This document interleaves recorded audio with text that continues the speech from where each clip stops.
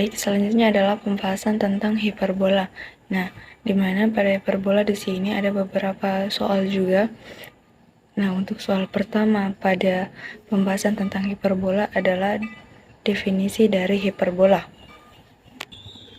Nah, pada pemahaman kita sebelumnya bahwa hiperbola merupakan salah satu irisan kerucut yang dibentuk akibat irisan bidang yang tegak lurus dengan selimut kerucut. Nah, di mana memiliki dua buah bagian yang simetris disebut sebagai cabang. Nah, masing-masing terbuka ke arah yang saling berlawanan. Suatu kurva kita definisikan sebagai titik-titik yang memiliki perbandingan antar jarak dengan titik tetap atau kita sebut dengan titik fokus, dan jarak dengan garis tetap atau garis direktrix adalah memiliki eksentrisitas lebih besar dari 1. Nah, kurva inilah yang kemudian kita sebut sebagai hiperbola. Nah, hiperbola didefinisikan sebagai kumpulan titik-titik yang selisih jarak antar titik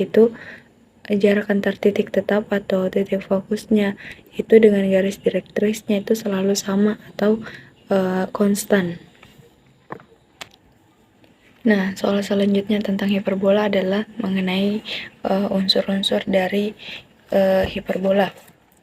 Nah, di mana unsur-unsur dari hiperbola di sini ada titik pusat yaitu 0,0, ada titik fokus yaitu titik fokusnya di sini bisa plus C,0, bisa juga min C,0.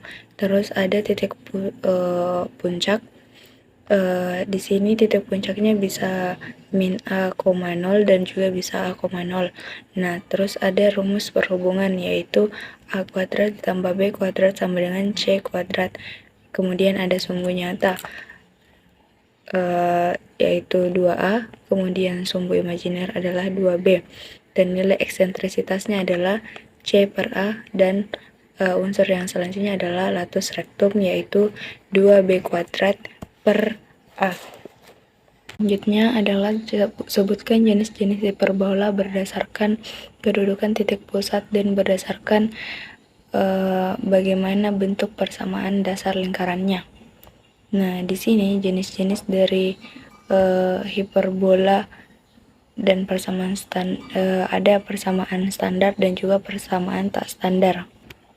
Nah, di mana pada dasarnya persamaan dasar hiperbola adalah persamaan yang bentuknya standar, yaitu persamaan hiperbola yang berpusat di 0,0. Nah, hiperbola standar itu terbagi menjadi dua. Ada jenis pertama yaitu hiperbola horizontal dan yang kedua adalah hiperbola vertikal. Kemudian hiperbola horizontal yaitu hiperbola yang kedua titik fokusnya itu berada di sumbu absis X. Sedangkan hiperbola vertikal yaitu hiperbola yang kedua titik fokusnya itu berada di sumbu ordinat atau Y. Nah, persamaan umum dari hiperbola horizontal dengan pusat 0,0 adalah Y kuadrat per A kuadrat dikurang X kuadrat per B kuadrat sama dengan 1, dengan syarat kurva terbuka ke kiri dan ke kanan. Asimtot hiperbola yaitu Y sama dengan plus minus B per A X. Kemudian untuk persamaan umum untuk hiperbola vertikal yang berpusat di 0,0 adalah X kuadrat per A kuadrat dikurang Y kuadrat per B kuadrat sama dengan 1. Jenis yang berikutnya adalah persamaan hiperbola tak standar. Nah, di mana persamaan hiperbola tak standar ini memiliki posisi bidang kartesius yang bergeser dari posisi titik asal 0,0. Hiperbola tak standar ini memiliki dua tipe, yaitu tipe hiperbola tak standar tipe 1 dan juga tipe 2. Nah, hiperbola tak standar tipe 1 ini merupakan hiperbola yang memiliki titik pusat H, K, di mana kedua sumbunya sumbu transversal dan sumbu sekawan sejajar dengan sumbu koordinat kartesius. Nah, sumbu transversal hiperbola ini adalah Y sama dengan K dengan panjangnya itu adalah 2A, sedangkan sumbu sekawannya adalah X sama dengan H yang memiliki panjang 2B. titik fokus hiperbola ini adalah H plus minus A, E, K dan memiliki titik ujung H plus minus A, K. Persamaan dari hiperbola tipe 1 adalah X dalam kurung X dikurang H kuadrat per A kuadrat dikurang dalam kurung Y dikurang K kuadrat per B kuadrat sama dengan 1. Nah, sedangkan untuk hiperbola tak standar tipe 2 merupakan tipe hiperbola yang memiliki titik pusat H, K, di mana kedua sumbunya yaitu sumbu transversal dan juga sumbu sekawannya ini tidak sejajar dengan sumbu koordinat kartesius. Nah, jadi diperoleh persamaan hiperbola tak standar tipe 2 yaitu dalam kurung M1X M1 dikali X dikurang L1 dikali Y ditambah N2 kuadrat per A kuadrat dalam kurung akar M1 kuadrat ditambah L1 kuadrat dikurang dalam kurung L1X ditambah M1Y ditambah N1 kuadrat per B dalam kurung akar L1 kuadrat ditambah M1 kuadrat sama dengan 1. Nah, soal selanjutnya adalah bagaimana kedudukan titik terhadap hiperbola. Nah, untuk mengetahui kedudukan titik terhadap hiperbola, kita perlu mensubstitusi titik tersebut ke dalam persamaan hiperbolanya, sehingga akan kita peroleh 3 kemungkinan, yaitu yang pertama, jika ruas kiri lebih kecil daripada ruas kanan, titik berada di luar parabola. Yang kedua, jika ruas kiri sama dengan ruas kanan, maka titik berada pada parabola. Dan kemungkinan yang ketiga atau yang terakhir adalah jika ruas kiri lebih besar daripada ruas kanan, maka titik berada di dalam parabola. Nah, sebagai catatan bahwa bentuk persamaan hiperbolanya itu harus memenuhi bentuk umumnya. Nah, setelah itu baru kita bisa mensubstitusi titik yang mau kita cek kedudukannya terhadap hiperbola tersebut. Nah, bentuk yang dimaksud dari ini adalah dalam kurung X kurang P kuadrat per A kuadrat dikurang dalam kurung Y kurang Q kuadrat per B kuadrat sama dengan 1. Atau min dalam kurung X dikurang P kuadrat per B kuadrat ditambah dalam kurung Y dikurang Q kuadrat per A kuadrat sama dengan 1. Nah, untuk soal selanjutnya adalah bagaimana kedudukan garis terhadap hiperbola. Nah, langkah-langkah dalam menentukan kedudukan garis terhadap hiperbola yang pertama itu kita substitusi garis hiperbola sehingga terbentuk persamaan kuadrat AX kuadrat ditambah BX ditambah C sama dengan 0 atau AY kuadrat ditambah BY ditambah C sama dengan 0. Yang kedua adalah menentukan nilai D atau diskriminan dengan rumus D sama dengan B kuadrat dikurang 4AC. Nah, langkah ketiga adalah dari langkah yang kedua tadi ini, nilai diskriminan yang kita peroleh itu kita cocokkan dengan syarat kedudukan garis terhadap hiperbola, di mana syaratnya sebagai berikut. Pertama, jika D-nya lebih besar daripada 0, maka garis akan memotong di 2 titik.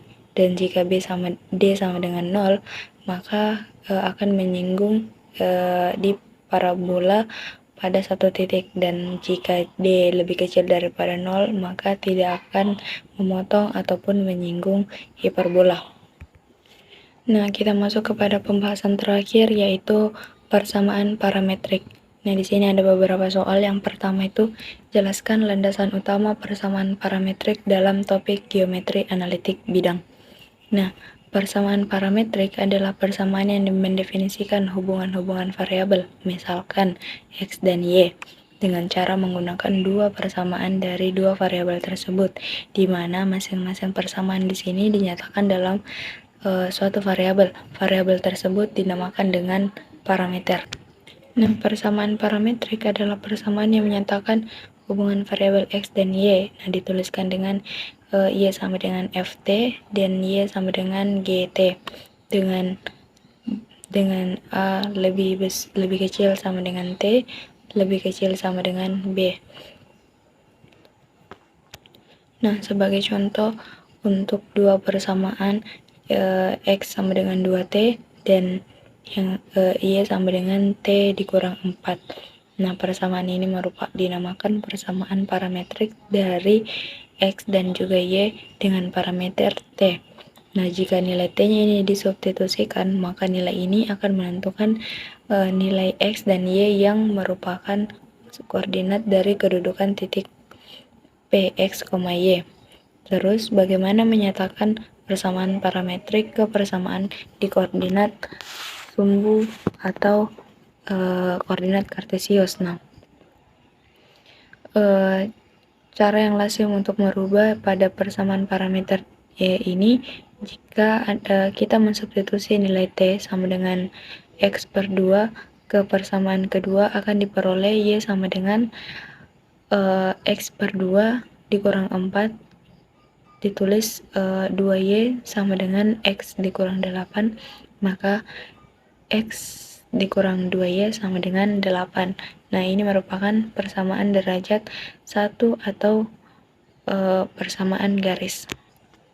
Nah, untuk soal selanjutnya yaitu jelaskan konsep dasar dan bentuk transformasi persamaan dasar dari lingkaran ke dalam persamaan parametriknya. Nah, persamaan parametrik dari suatu lingkaran dengan jari-jari R dan berpusat di titik asal O dapat dikonstruksi dari gambar berikut. Seperti pada gambar yang ada di sini, perhatikan kedudukan titik P, X, Y pada lingkaran yang dapat dinyatakan dalam bentuk dua persamaan dengan parameter sudut. Nah, berdasarkan definisi fungsi trigonometri, fungsi sinus dan kosinus, dapat dilihat bahwa cos sama dengan X per R, atau X sama dengan R cos, dan sin sama dengan Y per R, atau Y sama dengan R per R sin. Nah, jadi persamaan parametrik dari lingkaran dengan jari-jari R berpusat di 0,0 dengan parameter A adalah R X sama dengan R cos A, Y sama dengan R sin A jika nilai A naik dari 0 derajat sampai 360 derajat, maka titik P, X, Y bergerak dari titik P, R,0 melingkar dengan arah berlawanan arah jarum jam sepanjang lingkaran. Nah, untuk merubah persamaan parametrik ini, akan kita eliminasi parameter A. Nah, dengan mengkuadratkan kedua ruas pada kedua persamaan dan dijumlahkan, maka akan didapatkan X kuadrat ditambah Y kuadrat sama dengan R kuadrat cos kuadrat A ditambah R kuadrat sin kuadrat A sama dengan R kuadrat dalam kurung cos kuadrat A ditambah sin kuadrat A, maka hasilnya adalah Y kuadrat X kuadrat ditambah dengan Y kuadrat sama dengan R kuadrat yang merupakan persamaan lingkaran dengan jari-jari R dan berpusat di titik asal. Nah, untuk soal selanjutnya yaitu jelaskan konsep dasar dan bentuk transformasi persamaan dasar elips ke dalam persamaan parametriknya.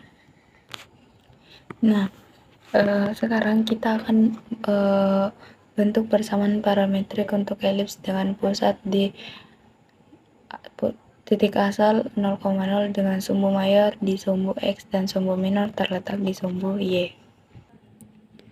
Dengan memperhatikan gambar yang ada di sini, maka akan kita cari tempat kedudukan titik P, X, Y yang bergerak sepanjang lintasan berbentuk elips. Nah, berdasarkan gambar yang tadi dapat disimpulkan bahwa X sama dengan OM sama dengan OA cos A sama dengan alpha cos A, kemudian Y sama dengan M kali MP sama dengan NB sama dengan OB sin A sama dengan B sin A. Nah, titik P, X, Y ini akan bergerak dimulai dari A,0 dan melewati lintasan elips berlawanan arah jarum jam, sehingga seiring nilai bertambah dari 0 derajat sampai ke 360 derajat. Oleh karena itu, persamaan parametrik dari elips dengan pusat di titik asal adalah X sama dengan alpha cos A dan Y sama dengan beta cos A. Nah, jika parameter A ini dieliminasi, maka dapat dilihat bahwa X kuadrat sama dengan alpha kuadrat cos kuadrat A, lalu X kuadrat per alpha kuadrat sama dengan cos kuadrat A. Kemudian Y kuadrat sama dengan beta kuadrat sin kuadrat A, lalu Y kuadrat per B kuadrat sama dengan sin kuadrat A. Nah, sehingga X kuadrat per A kuadrat ditambah Y kuadrat per B kuadrat sama dengan 1, yang merupakan persamaan elips. Nah, untuk tambahan, elips dan hiperbola ini merupakan kurva di bidang yang bukan merupakan grafik dari suatu fungsi. Nah, jadi elips dan juga hiperbola ini tidak dapat dinyatakan dalam bentuk persamaan Y sama dengan Fx. Namun, dengan menggunakan parameter T, elips dan hiperbola ini bisa dan dapat dinyatakan dalam persamaan parametrik X sama dengan Fx dan Y sama dengan GT dengan T elemen dari I untuk suatu interval. Baik, mungkin cukup sekian video penjelasan terkait dengan soal-soal yang ada di UAS Geometri Analitik Bidang. Kurang dan lebihnya mohon dimaafkan.